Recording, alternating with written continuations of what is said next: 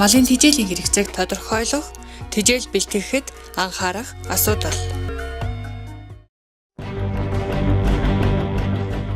Нэгдсэн үндэстний байгууллагын цөлжилттэй тэмцэх конвенцийн мэдээгээр цөлжилтийн аюулд дэлхийн 110 улс орон өртөөд байна.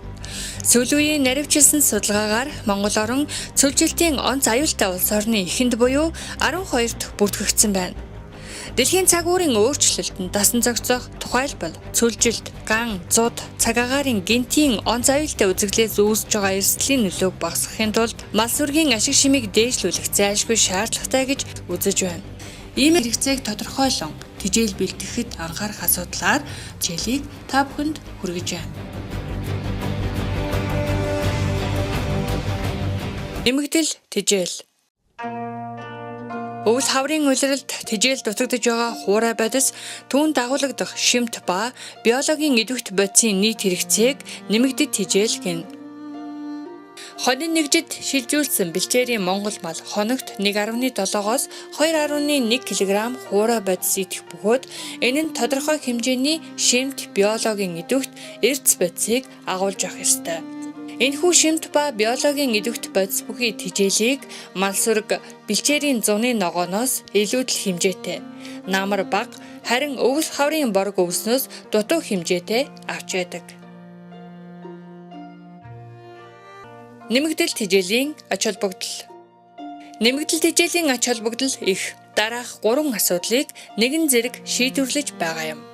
Үүнд мал сүргийн тэжээллэг маллагаанд жил бүр дутагдж байгаа шимт биологийн идэвхт эрдэс бодисын дутууг нөхөх, мал сүргийн ашиг шимийг дээшлүүлэх, бүс нутагт тохиолдож байгаа ган зуудын эрсдлийг бууруулах.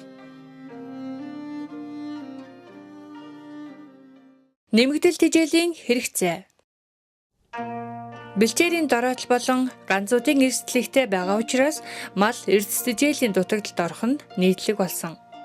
Бэлчээрийн ургац өвөл хаврын улиралд 30-аас 50% багасж, шимт чанар нь 50-аас 70% буурдаг. Бэлчээрийн борог өвсөнд уураг, хялбар шингэх нүүрс усны хэмжээ бараг 2 дахин буурах ба витамин эрдсүүд үгүй болох байдлаар тэжээлийн сувиллын чанар шууд мууддаг. Өвөл хаврын улиралд цагаагаар эрс хүйтэрж хүчтэй салхи шуурганы улмаас мал бэлчээрлэх хугацаа бараг 2 дахин богиносно. Өвөл төлөлөх малын хээл хүндэрч мал сүрэг зун намрын улиралд авсан тарга хүчнийхээ 20-30% алдаж ондордог. Тэжээл үйлдвэрлэл ба бодлого зохицуулалт. Тэжээл бэлтгэх асуудал бол дараах хүчин зүйлсийн цогц юм.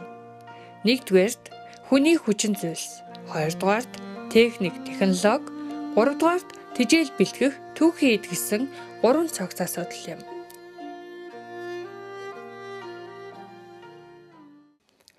Хүний хүчин зүйл. За хүний хүчин зүйл гэдэг маань хүний санаачлал, идэг зүтгэл, дадлага туршлага 3-ыг одоо тэр багцарсан тэр нийл одоо цогцыг л одоо хүний хүчин зүйл гэж нэрлэж байгаа.